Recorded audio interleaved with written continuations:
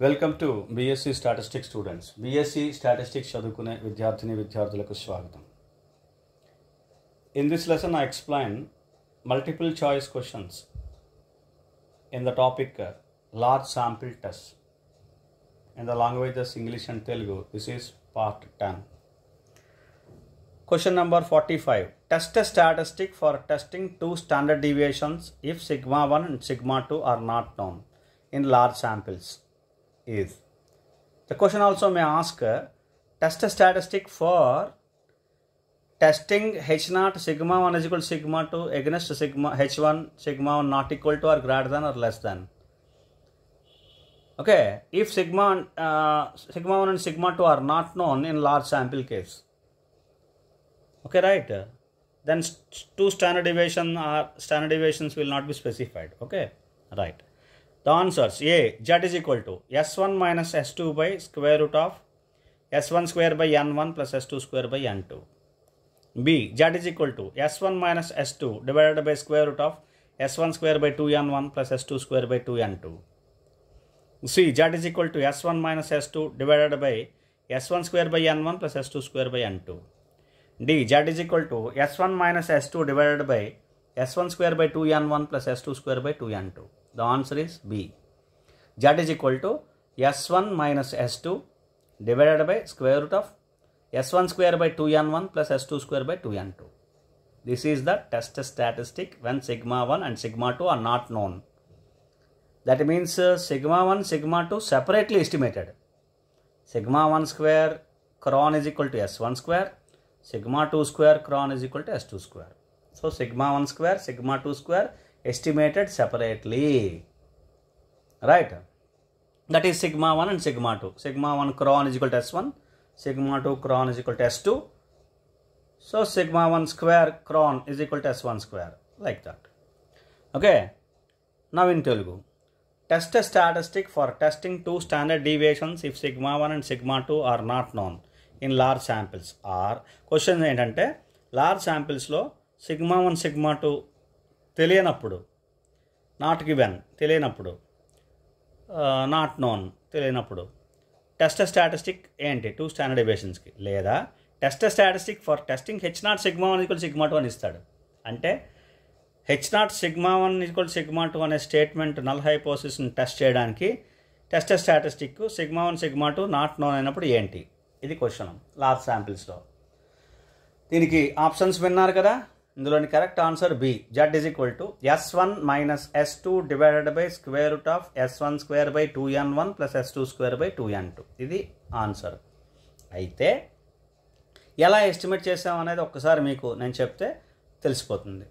Sigma 1 crown is equal to s1, sigma 2 crown is equal to s2 అని సెపరేట్గా estimate చేసాం. ఫార్ములాలో sigma 1 square ఉంది కాబట్టి s1 స్క్వేర్ వచ్చింది, సిగ్మా 2 స్క్వేర్ ఉంది కాబట్టి s2 స్క్వేర్ వచ్చింది, అంతే. అంటే సిగ్మా 1 స్క్వేర్ క్రాన్ని s1 స్క్వేర్తోనే, సిగ్మా 2 స్క్వేర్ క్రాన్ని s2 స్క్వేర్తోనే తీసుకోవాలి, మరి రీప్లేస్ చేయాలి, అంటే ఎస్టిమేషన్. అర్థమైంది కదా.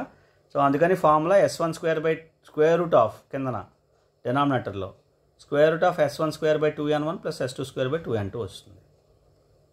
ఇది దీనికి correct answer. Okay, next question number 46.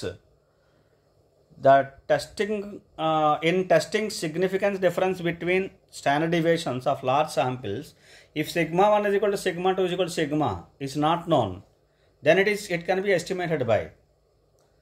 So in the test procedure of two standard deviations, that is standard deviations of large samples, if sigma 1 is equal to sigma 2 is equal to sigma, it is not known, then how can you estimate sigma 1, sigma 2 or sigma, that is whatever it is, sigma, simply sigma, because they are equal. If you estimate sigma, obviously it is sigma 1, sigma 2 also, estimation for sigma 1, sigma 2 also, right? Okay, so what is the formula of sigma? How can you estimate sigma cron, that is sigma cron. Estimation of sigma is denoted by sigma cron or sigma cap, right? Answers: A, sigma cron is equal to s1 square plus s2 square by n1 plus n2. B, sigma cron is equal to n1 s1 plus n2 s2 by n1 plus n2. C, sigma cron is equal to square root of n1 s1 square plus n2 s2 square divided by n1 plus n2. D. Sigma cron is equal to square root of s1 square plus s2 square divided by n1 plus n2. In which the correct answer is C. Sigma cron is equal to square root of n1 s1 square plus n2 s2 square divided by n1 plus n2. Only the thing you see, sigma square is without square root. Sigma cron is with square root. That's all. Right? Now in Telugu. In testing significance difference between standard deviations of large samples, if sigma 1 is equal to sigma 2 is equal to sigma is not known, then it can be estimated by. Standard deviations మధ్యలో significance difference ఉందా లేదా అని test చేస్తాం కదా. Test చేస్తుంటే large శాంపిల్స్లోని sigma 1 is equal to sigma 2 is equal to sigma అయితే అది not known అయితే, sigma 1 is equal to sigma 2 అంటే ఈక్వల్ అయితే నాట్ నోన్ అయినప్పుడు దాన్ని ఎలా ఎస్టిమేట్ చేస్తాం అంటే సిగ్మాని ఎలా ఎస్టిమేట్ చేస్తాం. సిగ్మా ఎస్టిమేట్ చేస్తే sigma 1 sigma 2 వచ్చేస్తాయి, ఎందుకంటే అది ఈక్వల్ కాబట్టి. సో సిగ్మా క్రాన్ ఏంటి? సిగ్మా క్రాన్ అంటే సిగ్మా ఎస్టిమేషను. సిగ్మాని ఎస్టిమేట్ చేస్తే దాన్ని సిగ్మా క్రాన్ అంటాం. లేకపోతే సిగ్మా నోన్ అయితే సిగ్మా, నాట్ నోన్ అయితే సిగ్మా క్రాన్ అని పెట్టాలి అంతే. So A sigma crown is equal to ఇది ఫార్ములా, బి ఇది, సి ఇది, డి ఇది. సో ఆప్షన్స్ విన్నారు కదా, అందుకు మళ్ళీ చెప్పట్లేదు. ఇప్పుడు అందులో కరెక్ట్ ఆన్సర్ ఏంటి? C. Sigma crown is equal to square root of n1 s1 square plus n2 s2 square divided by n1 plus n2. Okay, ఇది ఫార్ములా సిగ్మా క్రాన్కి. సిగ్మా స్క్వేర్కి అడిగారు అనుకోండి, ఇదే క్వశ్చన్లో సిగ్మా స్క్వేర్కి అడిగితే n1 s1 square plus n2 s2 square divided by n1 plus n2. Square root ఉండదు ఇంకప్పుడు. సిగ్మాకి square root ఉంటుంది అంతే తేడా. అలాగే గుర్తుపెట్టుకోండి, simple formula. Okay, n1 s square root of n1 s1 square plus n2 s2 square by n1 plus n2 sigma crown. ఇది C, దీని answer, ఈ question answer. Next question number 47. The test statistic for testing single correlation coefficient when rho is small of large samples. The question may also ask the test statistic for testing H naught rho is equal to rho naught. Rho is equal to rho naught. Rho is population correlation coefficient. When rho is small for large samples. The question may also ask like that. See the answers. A. Z is equal to R minus rho divided by 1 minus rho square divided by n. B. Z is equal to R minus rho divided by 1 minus rho square divided by square root of n. C. Z is equal to R minus rho divided by 1 minus rho square. D. Z is equal to half log to the base c 1 plus r by 1 minus r. The correct answer is this, B. Z is equal to R minus rho by 1 minus rho square divided by square root of n. This is the correct answer for test statistic for single correlation coefficient or testing H naught rho is equal to rho naught.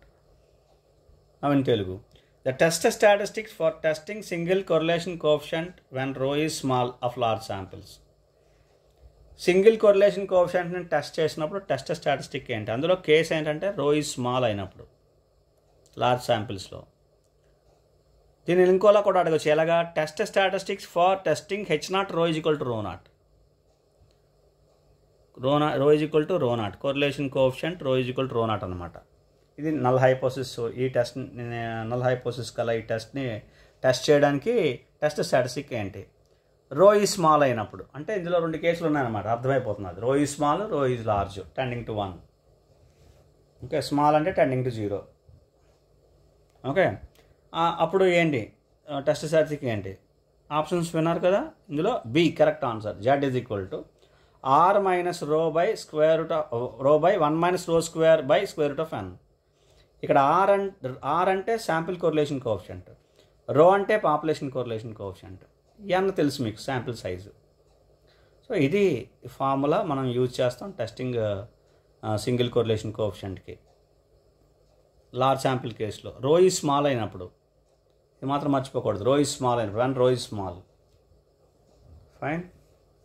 So will discuss some more questions in the next class. Thank you very much.